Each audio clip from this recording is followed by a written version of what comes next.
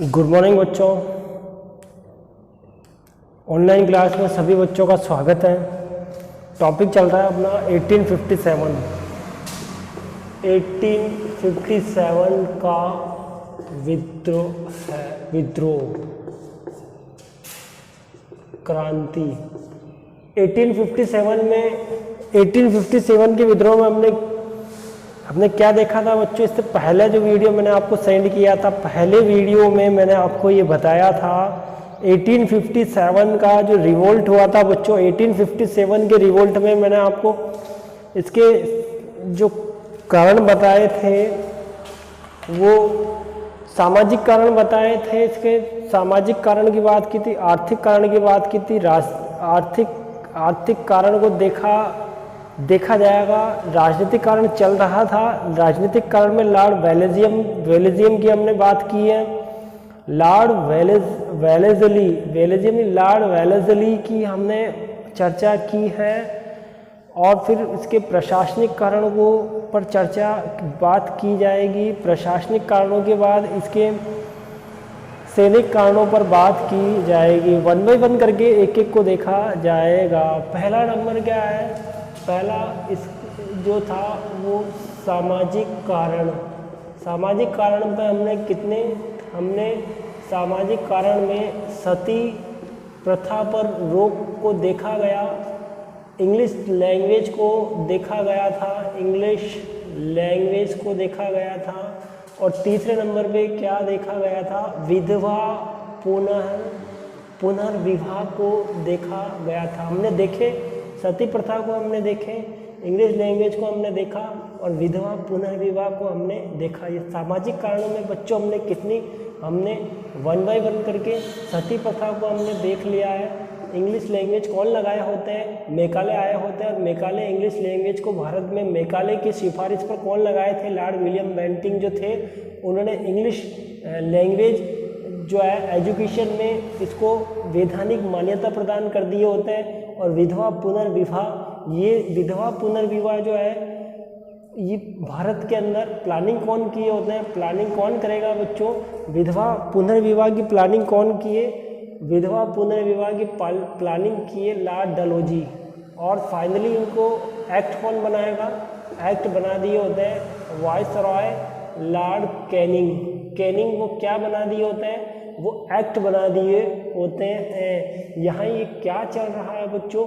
ये 1857 के विद्रोह या 1857 का ये रिवॉल्यूशन चल रहा है। यहाँ ये रिवोल्ट चल रहा है। रिवोल्ट में इससे पहले क्या देखा गया था? सामाजिक कारणों को देखा गया था। अभी नेक्स्ट पॉइंट क्या है बच्चों? पॉलिटिकल रीजन चलेगा। क्या चलेगा? ये पॉलिटिकल रीजन को देखा जाएगा। पॉलिटिकल रीजन में इससे पहले मैंने बताया था बच्चों आपको, मैंने ये बताया था कि पॉलिटिकल रीजन में कौन आएंगे? गवर्नर कौन है? लॉर्ड वेलेजली है। लॉर्ड वेलेजली क्या करेंगे? ये भारत में सहायक संधि प्रथा की शुरुआत किए होते हैं। ये कौन सी शुरुआत करेंगे? सहायक संधि प्रथा के तहत ये कौन को एक कॉन्ट्रैक्ट में शामिल किया जाएगा? वो कॉन्ट्रैक्ट एक समझौता होगा और उस समझौते में शामिल किया जाएगा। वो क्या समझौता होगा? वो एक प्रथा बताई थी बच्चों मैंने, वो सहायक संधि। ये कौन सी प्रथा है? ये सहायक संधि प्रथा है। ये कब? इसका टाइम पीरियड 1798 रहेगा। सहायक संधि प्रथा में मैंने आपको बताया था हैदराबाद के कौन है? निजाम। ये सबसे पहले इनके साथ क्या किए होते हैं? कॉन्ट्रैक्ट किया होता है। वन बाय वन करके ये पूरे राजपूताना पे और इधर दक्षिण भारत में ये महाराष्ट्र के मराठाओं के साथ सहायक संधि की प्रथा किए होते हैं। इधर हैदराबाद के निजाम के साथ सहायक संधि की प्रथा वो किए होते हैं। और इधर आप राजपूताना में देखोगे अलवर है, कोटा है, करौली है, वहाँ पर लॉर्ड वेलेस्ली सहायक संधि की प्रथा को किए होते हैं। ये प्रथा सहायक संधि प्रथा को लागू क्यों किया जा रहा है बच्चों, ये मैंने आपको ये पहले बताया था कि कौन आ रहा था, नेपोलियन आ रहा था। नेपोलियन कौन के साथ आया था, 3 महान शक्तियाँ मैंने आपको बताई थी। नेपोलियन कौन के साथ आया था, फ्रांस का जलजला कौन है बच्चों, नेपोलियन है। ये यूरोप के पूरे फ्रांस के जलजले हैं, यूरोप के जलजले हैं। ये कौन है बच्चों, ये नेपोलियन है। और नेपोलियन के साथ कौन आ रहा है, मिस्र की जो गवर्नमेंट है, मिस्र के जो सम्राट हैं वो आ रहे हैं। और इधर आपके रूस के सम्राट, 3 महान शक्तियाँ, ये पहली शक्ति है, ये दूसरी शक्ति है और ये तीसरी शक्ति। ये तीनों शक्तियाँ क्या करती हैं, ये तीनों शक्तियाँ एक हो जाती है और ये तीनों शक्तियाँ एक होके ये कहाँ पर हमला करेंगे, ये 3 महान शक्तियाँ ये कहाँ हमला करेंगी, ये इंडिया पर इनका हमला होगा। ये इंडिया पे इनका हमला होगा। कौन सी दिशा होगी बच्चों, दिशा कौन सी होगी, तो ये भारत के उत्तर पश्चिम दिशा होगी। ये कौन सी दिशा होगी, उत्तर पश्चिम दिशा होगी। ये उत्तर पश्चिम दिशा से ये हमला किए होते हैं, लेकिन इससे पहले ये प्लानिंग कौन कर रहा था, मैंने आपको बताया था कि ये प्लानिंग कौन किए होते हैं, ये टीपू सुल्तान ये प्लानिंग कर रहे होते हैं। ये टीपू सुल्तान ये प्लानिंग कर रहे होते हैं। टीपू सुल्तान यूरोप के फ्रांस जो है बच्चों, यहाँ ये कौन से क्लब के मेंबरशिप को ग्रहण कर लिए होते हैं, ये जैकोबीन क्लब जो है यहाँ के ये सदस्य बन गए होते हैं। और यहाँ ये कौन को अपने राजदूत को भेजे थे, नेपोलियन के साथ इन्होंने जो है नज़दीकियाँ बना ली थी और नेपोलियन को ये क्या बना लिए थे, अपना मित्र बना लिए थे।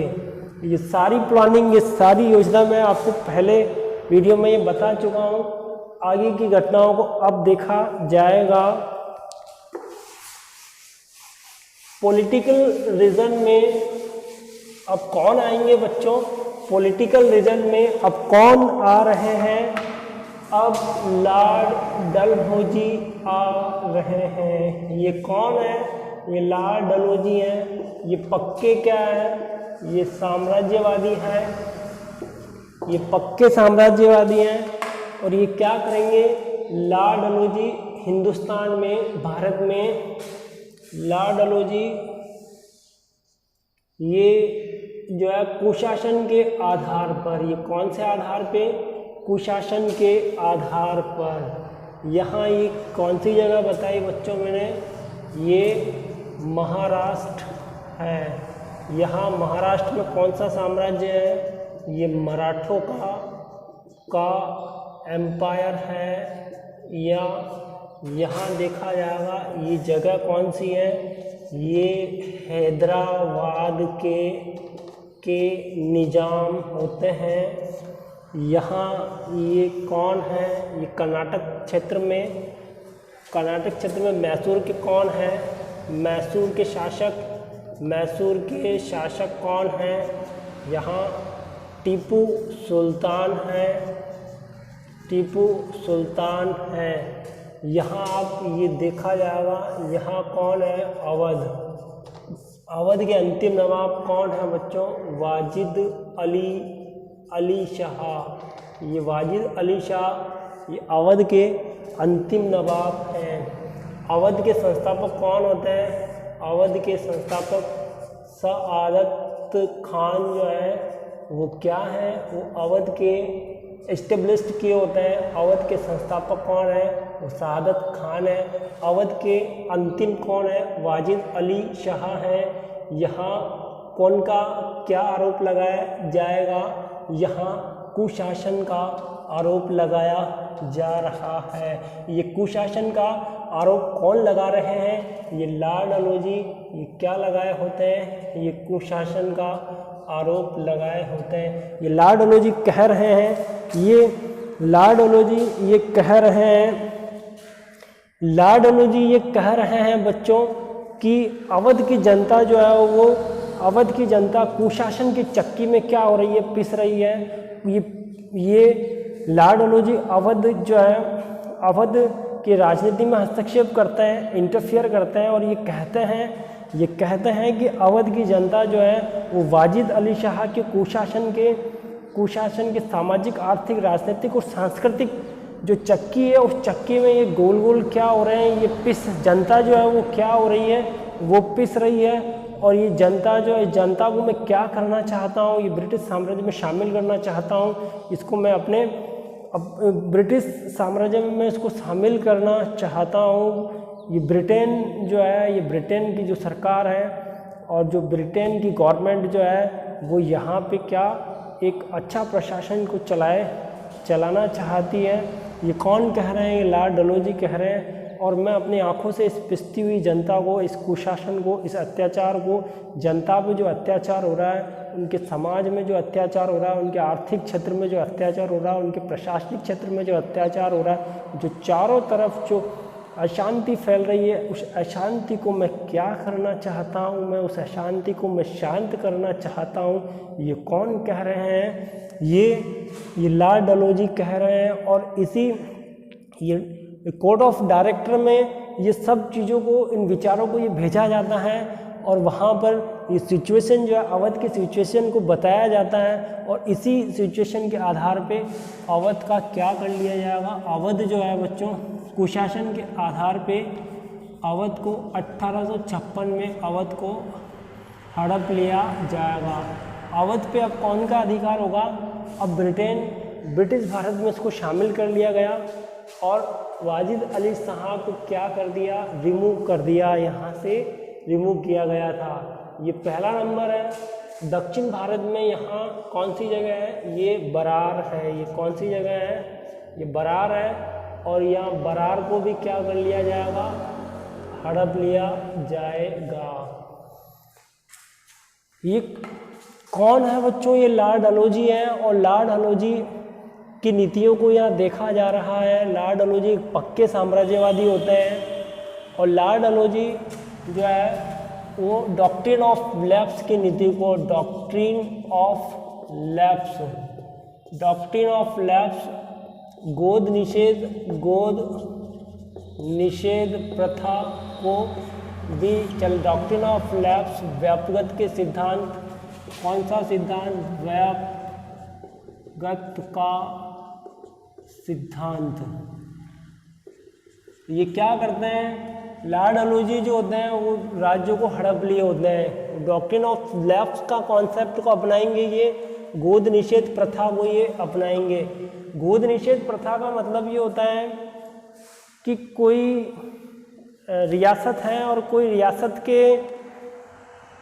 रियासत के कोई किंग है, इनकी जो सरकार है वो क्या उनको वैधानिक मान्यता प्रदान नहीं करेगी, लॉर्ड डलहौजी ने इस गोद निषेध प्रथा ये कॉन्सेप्ट लागू किया था। ये क्या लागू कर दिया? एक कॉन्सेप्ट लागू कर दिया कि भारत के कोई भी राजा महाराजा, रियासत के राजा महाराजा, सियासत के राजा महाराजा किसी पुत्र को गोद लेकर उस साम्राज्य की प्रशासनिक, आर्थिक, सामाजिक, राजनीतिक व्यवस्था को नहीं चला सकते हैं। ये कौन कह रहे हैं? ये लॉर्ड डलहौजी कह रहे हैं। गोद निषेध प्रथा को लागू किए कि कोई बच्चों को अडॉप्ट करके और उसे अपना साम्राज्य का उत्तराधिकारी बना के और वो साम्राज्य चलाए। ये कैसे संभव हो सकता है? ये कौन कह रहे हैं? ये लॉर्ड डलहौजी कह रहे हैं। ये कौन सी प्रथा है? ये गोद निषेध प्रथा है। गोद निषेध प्रथा को कौन लागू किए होता है? लॉर्ड डलहौजी लागू किए होते हैं। गोद निषेध प्रथा, गोद लेने वाले कौन कौन से राज्य थे? गोद लेने वाले कौन कौन से राज्य हैं बच्चों? पहला राज्य है सतारा। कौन है ये सतारा है, सतारा। दूसरा राज्य है जेतपुर। कौन सा है? जेतपुर। तीसरा राज्य है संभलपुर। चौथा राज्य कौन सा है? बाघाट। पांचवा कौन सा है? उदयपुर है। छठा कौन सा है? झांसी है। और सातवां कौन सा है? नागपुर है। ये पहला नंबर क्या बताया बच्चों मैंने? पहला नंबर ये सतारा है, ये 1848 में जेतपुर 1848 में इसको गोद निषेध प्रथा के आधार पे लॉर्ड अलोजी यहाँ आते हैं और महाराष्ट्र में सतारा पर क्या अपना एकाधिकार जमाए होते हैं। ये कब जमाए होते हैं? ये 1848 में जमाए होते हैं। यहाँ ये जेतपुर है और 1848 में ये क्या करेंगे, ये जेतपुर को भी गोद निषेध प्रथा के आधार पे अपना एकाधिकार यहाँ इसको हड़प लिया जाएगा। एकाधिकार ब्रिटिश भारत में इसको शामिल कर दिया जाएगा। संभलपुर 1849 है, बघाट 1850 है, उदयपुर 52 है, झांसी 1853 है और नागपुर 1854 है। ये कौन सी नीति है? ये गोद निषेध प्रथा के कॉन्सेप्ट के आधार पे ये पहला नंबर क्या है? पहला नंबर सतारा है। सतारा को 1848 में हड़प लिया जाएगा, जेतपुर को 1848 में, संबलपुर को 1849 में हड़प लिया जाएगा, बघाट को 1850 में, इधर उदयपुर को 1852 में गोद निषेध प्रथा के आधार पर ब्रिटिश भारत में इसको शामिल कर दिया जाता है। झांसी को 1853 में शामिल कर दिया होता है, नागपुर में 1854 में शामिल कर दिया होता है। ये कौन सा टॉपिक देखा जा रहा है बच्चों? ये लॉर्ड अलोजी के साम्राज्यवादी नीति के तहत ये डॉक्ट्रिन ऑफ लैप्स का और गोद निषेध प्रथा को देखा जा रहा है। यहाँ ये अवध है, ये बरार है। अवध को 1856 में और बरार को भी जो है शामिल कर दिया गया, ब्रिटिश भारत में शामिल किया गया। ये पॉलिटिकल रीजन में ये चीज़ें देखी जा रही है। ये 1857 का रिवोल्ट है, ये 1857 का रिवोल्यूशन चल रहा है बच्चों। ये इसके कारण चल रहे हैं। कारणों में कौन से पॉलिटिकल रीज़न को देखा जा रहा है? पॉलिटिकल रीज़न में हम ये देख रहे हैं कि दिल्ली के कौन हैं? दिल्ली के बहादुर शाह जफर। 1857 की क्रांति के नेता कौन कौन है? दिल्ली के कौन है?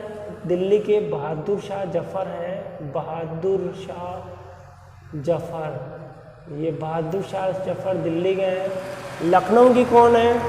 लखनऊ की बेगम हजरत महल है।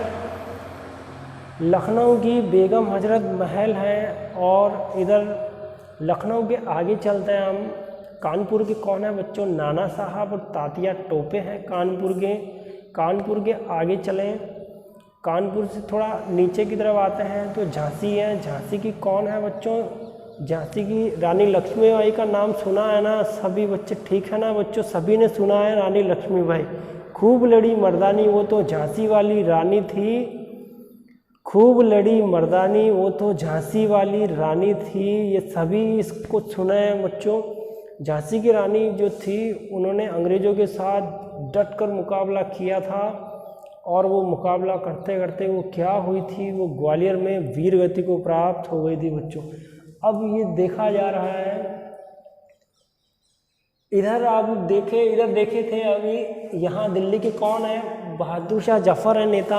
अभी लखनऊ के कौन बताया मैंने? अभी मैंने बताया था बेगम हजरत महल बताया था। कानपुर के कौन बताए? तात्या टोपे और नाना साहब बताए थे।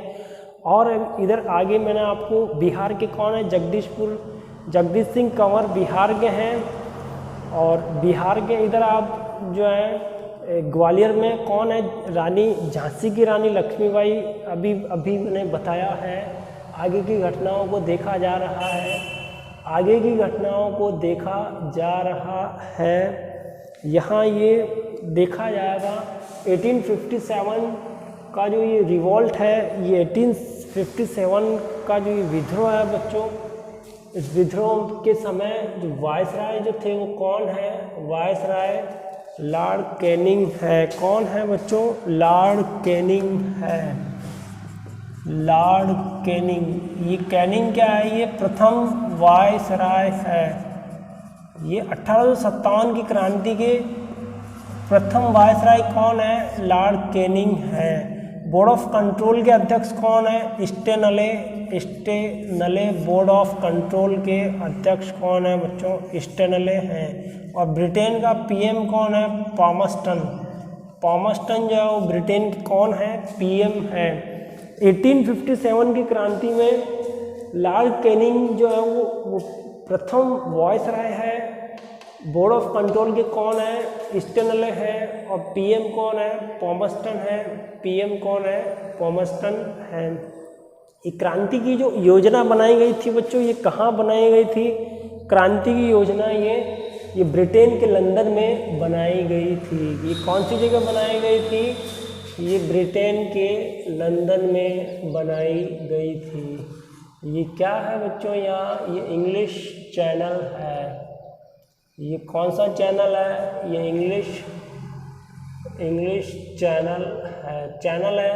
यहाँ ये कौन सी जगह है? यहाँ ये फ्रांस है। फ्रांस के कौन है? नेपोलियन। अभी मैंने बताया था ये फ्रांस के जलजला हैं, ये फ्रांस की पावर है। यहाँ ये क्या है? ये वर्ल्ड की पावर कौन है? ब्रिटेन। इसको इंग्लैंड भी कहा जाता है। यहाँ ये इंग्लिश चैनल को पार करके यहाँ फ्रांस आना होता है। ये ब्रिटेन के लोग यहाँ आते हैं तो इंग्लिश चैनल पार करना होता है। यहाँ ये कौन सा सागर है? ये अटलांटिक महासागर है। अटलांटिक महासागर है। यहाँ ये दक्षिण अफ्रीका है। यहाँ से दक्षिणी अफ्रीका से अटलांटिक महासागर है। ये सागर कौन सा है? अटलांटिक महासागर है। तो योजना कहाँ बनी थी बच्चों? कौन सी जगह बनाई गई थी योजना कौन सी जगह बनी? ये लंदन में इसकी योजना बनाई गई है। लंदन में योजना कौन बनाए थे? लंदन में योजना कौन बनाए थे? 1857 का जो रिवॉल्ट है, ये विद्रोह जो है, इसकी योजना कौन बनाए थे बच्चों? दो व्यक्ति होते हैं। एक तो अप्पा साहिब का नाम आपने सुना होगा, अप्पा साहिब, और दूसरे कौन थे? राणोजी बापू। ये अप्पा साहिब है और दूसरे कौन है? राणोजी बापू। अप्पा साहिब हैं और राणोजी बापू हैं। इन्होंने क्या बनाई थी? क्रांति की योजना बनाई थी। ये क्या कहानी कुछ इस तरह है। 1857 के विद्रोह की बुनियाद इस आधार पर टिकी हुई है बच्चों। ये आधार कौन सा है? लंदन में क्या होगा? प्लानिंग की जाएगी। अप्पा साहिब और राणोजी बापू। इंडिया में आप देख रहे हो महाराष्ट्र में क्या है बच्चों? सतारा है। और सतारा की कौन होते हैं? मराठा सरदार। सतारा की मराठा सरदार अप्पा जी जो मैंने आपको आंग्ल मराठा युद्ध मैंने आपको बताया था, उस समय मैंने आपको ये बताया था अप्पा जी जो होते हैं उनके साथ एक युद्ध हुआ होता है और अंग्रेज उनके पीछे पड़ गए होते हैं और वो आगे भाग रहे होते हैं और पीछे जो है अंग्रेज सैनिक उनका पीछा किए होते हैं और वो वहाँ से भाग के जो हरियाणा और पंजाब होते हुए वो राजस्थान के राजपूताना के जयपुर के आमेर के सवाई जयसिंह के यहाँ आके वो शरण लेते हैं। यहाँ आके वो शरण लेंगे यहाँ पे, और बाद में यहीं पर इनकी मृत्यु हो जाती है। तो ये जो सतारा की जो अप्पा साहिब हैं, अप्पा साहिब और इनके एक राजदूत होते हैं अप्पा साहिब अजीमुल्ला खान। इनके कौन है? अप्पा साहिब के जो है बच्चों अजीमुल्ला खान।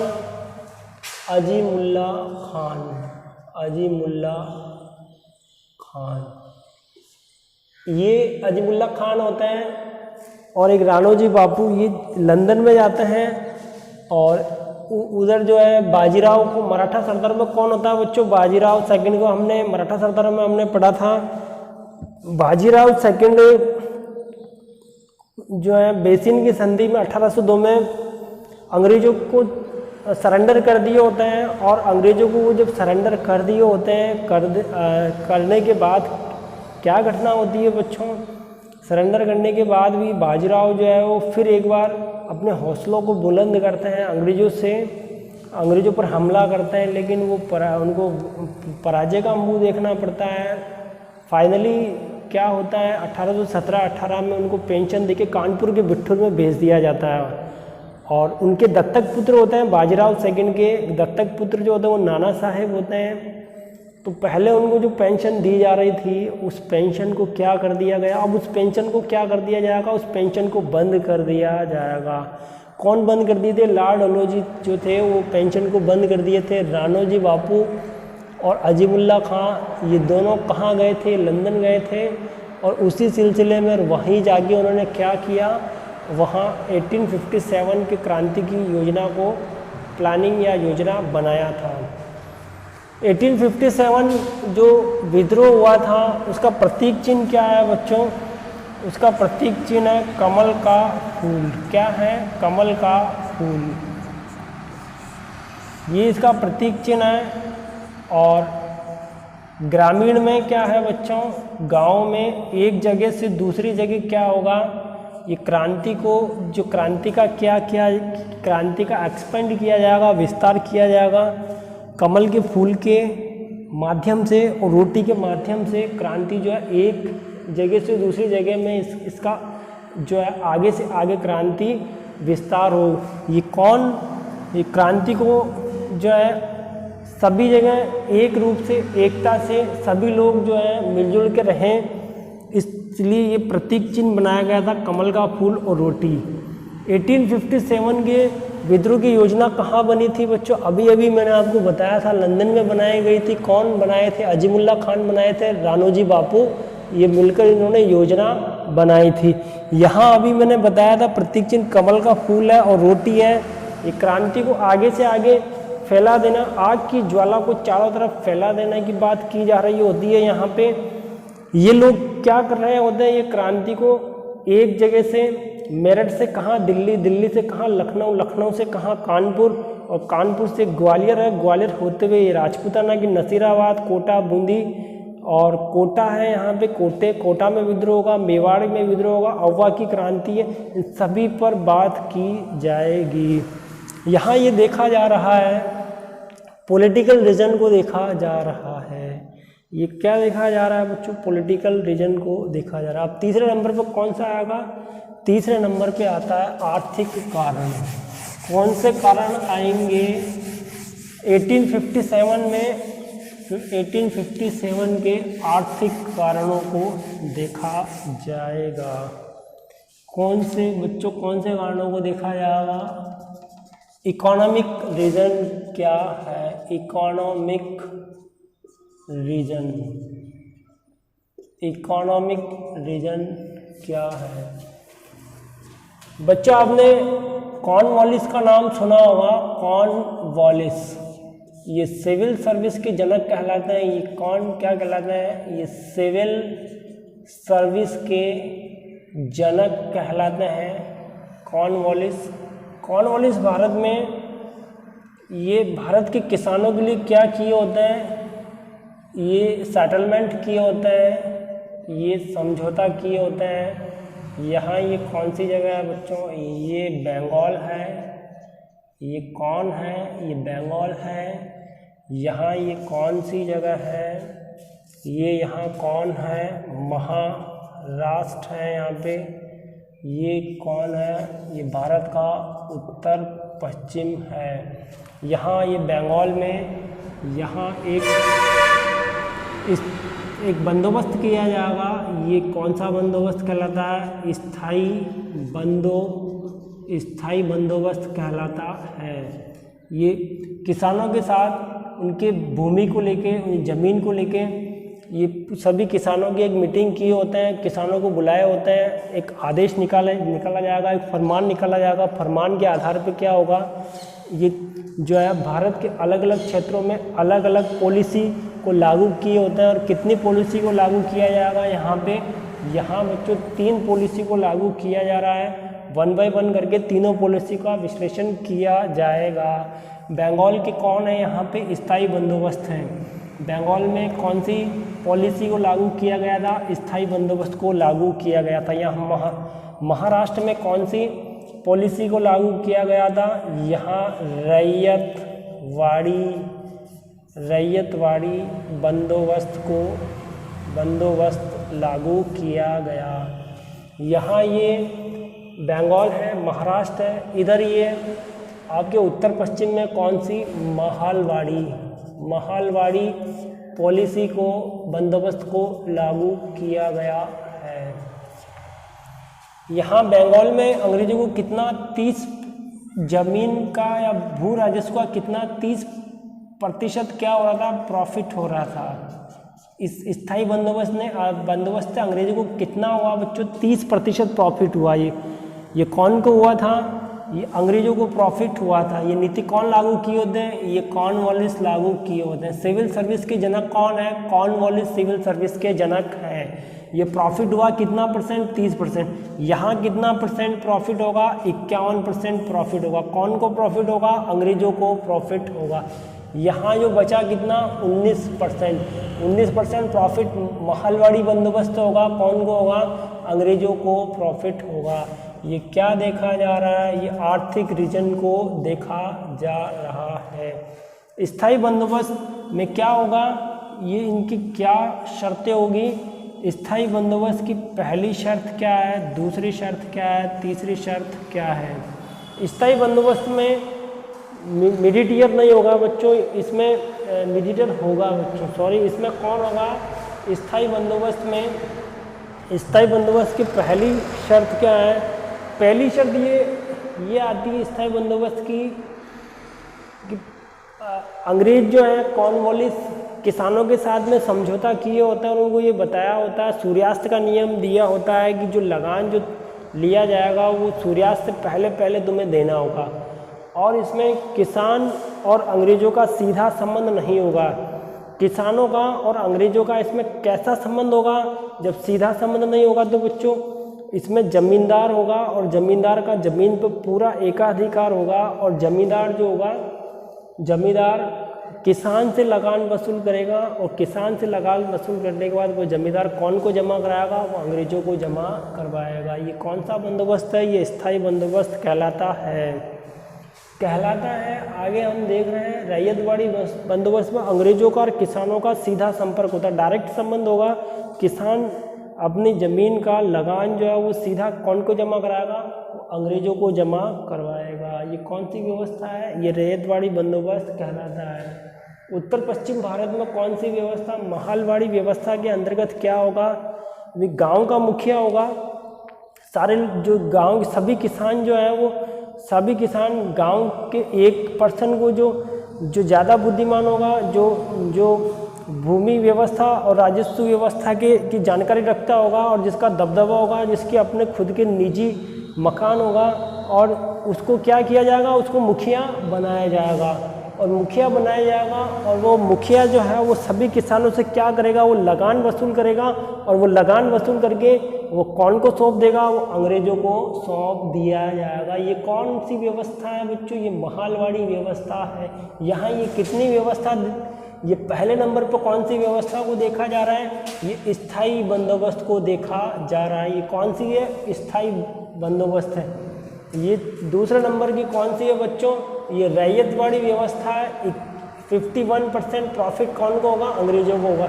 ये यहाँ कौन सी व्यवस्था है, ये महालवाड़ी बंदोबस्त है। ये तीसरे नंबर की इकोनॉमी की रीजन को देखा जा रहा है। वर्ल्ड में क्या होगा बच्चों, औद्योगिक क्रांति हुई होती है और औद्योगिक क्रांति बड़ी बड़ी फैक्ट्रियों का निर्माण हुआ होता है। और बड़ी बड़ी फैक्ट्रियों के निर्माण से होने से मशीनों का क्या होगा, मशीनें जो है वहाँ से निर्यात की जाएगी और यहाँ भारत की जो इकोनॉमी की कंडीशन जो है वो क्या हो जाएगी, वो ख़राब हो जाएगी। जो छोटे उद्योग जो है हस्तकरघा उद्योग है, छोटे उद्योग है, वो क्या हो जाएंगे, धीरे धीरे वो बंद होने लगेंगे। क्योंकि अब इंग्लैंड में, ब्रिटेन में क्या हो गया, ब्रिटेन में यहाँ औद्योगिक क्रांति की शुरुआत हो गई है। तो भारत की आर्थिक स्थिति क्या होगी, वीक हो जाएगी। यहाँ की जनता जो है, यहाँ के रोजगार जो रोजगार उनको मिला था वो सब क्या है, बेरोजगार हो जाएंगे। इकोनॉमी की व्यवस्था के बाद अब जो है 1857 के रिवोल्ट में धार्मिक कारणों को देखा जाएगा। धर्म के आधार पर क्या होगा, भारत का अपना एक धर्म होता है बच्चों, और धार्मिक मान्यताओं में कौन हस्तक्षेप कर रहे हैं? ये अंग्रेजों का यहाँ हस्तक्षेप होता है। अंग्रेज जो है विधवा पुनर्विवाह में हस्तक्षेप किया गया था, सती प्रथा में हस्तक्षेप किया गया था, और जो है यहाँ जो भारत की जो सैनिक जो थे वो समुद्र पार करके कहाँ विदेशों में जाते थे, समुद्र पार करके कहाँ जा रहे हैं? वो विदेशों में जा रहे हैं। तो विदेशों में जाना भारतीय लोगों की ये मान्यता होती थी कि अगर कोई व्यक्ति समुद्र पार करके या कोई सैनिक समुद्र पार करके विदेश में जाता है तो वो एक पाप समझा जाता था। वो क्या समझा जाएगा? उसको पापी समझा जाएगा, उसको विदेशी समझा जाएगा, वो भारत में उसका जो है सम्मान नहीं किया जाएगा, उसको अपमानित किया जाता है। इस तरह सैनिक क्या कर दिए होते हैं? विद्रोह कर दिए होते हैं। ये सबसे पहले ये घटना कौन सी जगह हो रही होती है बच्चों? सबसे पहले ये घटना जो है वो 1824 के अंदर ये बैरकपुर छावनी के बंगाल में ये घटना सबसे पहले हुई थी। और मंगल पांडे वाली घटना वो बाद में होती है। 29 मार्च 1857 की घटना जो होती है वो मंगल पांडे वाली घटना, वो चर्बी वाले कारतूसों को लेकर घटना होती है। डिटेल से उसको समझा जाएगा। यहाँ हम कौन सा टॉपिक चल रहा है? यहाँ इकोनॉमी की कंडीशन को देखा जा रहा है। इकोनॉमी की कंडीशन में मैंने कितनी नीतियाँ बताई थी? स्थायी बंदोबस्त पहला नंबर बताया था, स्थायी बंदोबस्त सेकंड नंबर, रैयतवाड़ी व्यवस्था बताई थी, और थर्ड नंबर में कौन सी व्यवस्था बता रहा हूँ बच्चों? महालवाड़ी व्यवस्था बताई जा रही है। स्थायी बंदोबस्त में क्या देखा गया था? स्थायी बंदोबस्त में ये देखा जा रहा है कि जो एक अंग्रेज जो थे वो सीधे अंग्रेजों का संबंध सीधा पीजेंट से नहीं होगा। अंग्रेज वो अपने जमींदार के पास में जाते हैं और जमींदार वो किसान के पास में जाता है। किसान लगान जो है ज़मीन से जो प्रॉफिट हुआ है, जो लगान मिला है, वो लगान कौन को जमा करा रहा है? वो जमींदार को जमा कराएगा। और जमींदार कौन को जमा कराएगा? अंग्रेज को जमा कराएगा। इसमें कितने परसेंट हो गए बच्चों? पहला अंग्रेज हो गया, दूसरा जमींदार हो गया, तीसरा किसान हो गया। 3% इसमें शामिल हो गए थे। ये तीनों मिलकर कौन सी व्यवस्था कहलाई? ये स्थायी बंदोबस्त व्यवस्था कहलाई। ये 1793 में कॉर्नवालिस इसको लागू कर दिए होते हैं। कॉर्नवालिस के प्रशासनिक सुधारों को डिटेल से समझा जाएगा। स्थायी बंदोबस्त, रैयतवाड़ी बंदोबस्त और महालवाड़ी बंदोबस्त को डिटेल से आगे वाले क्वेश्चन में समझा जाएगा। यहाँ महाराष्ट्र में कौन सी रैयतवाड़ी व्यवस्था को प्रारंभ किया गया था? रैयत का अर्थ होता है यहाँ पे किसान, और यहाँ किसानों का और अंग्रेजों का डायरेक्ट कांटेक्ट होगा बच्चों। कैसा कांटेक्ट होगा? डायरेक्ट कांटेक्ट होगा। इसमें क्या होगा कि जो पीजेंट जो होगा वो डायरेक्ट भू राजस्व यानी लगान जो है वो लेकर कौन को जमा कराएगा? वो अंग्रेजों को जमा कराएगा। इसमें बिचौलिया जमींदार नहीं होगा, इसमें जमींदार नहीं आएगा।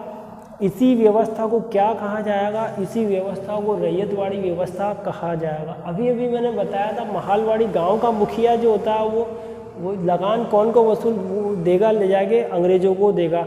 इस 3 प्रकार की व्यवस्था से किसानों की रीढ़ की हड्डी टूट गई थी। किसान जो थे वो पूरे परेशान हो गए थे।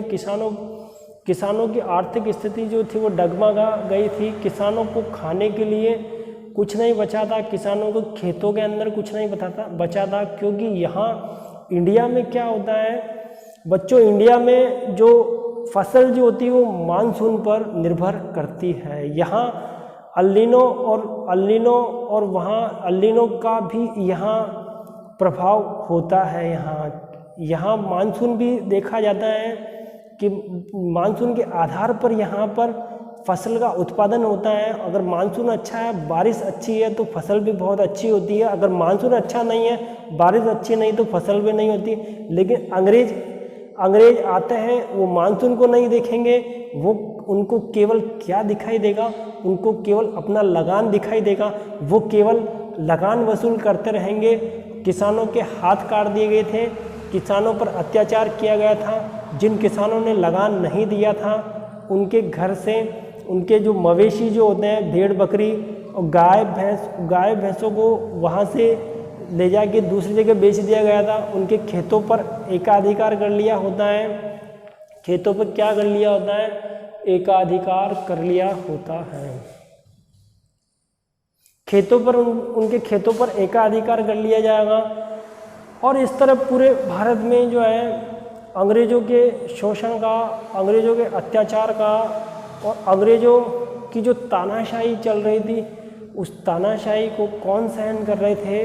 भारत की जनता सहन कर रही थी।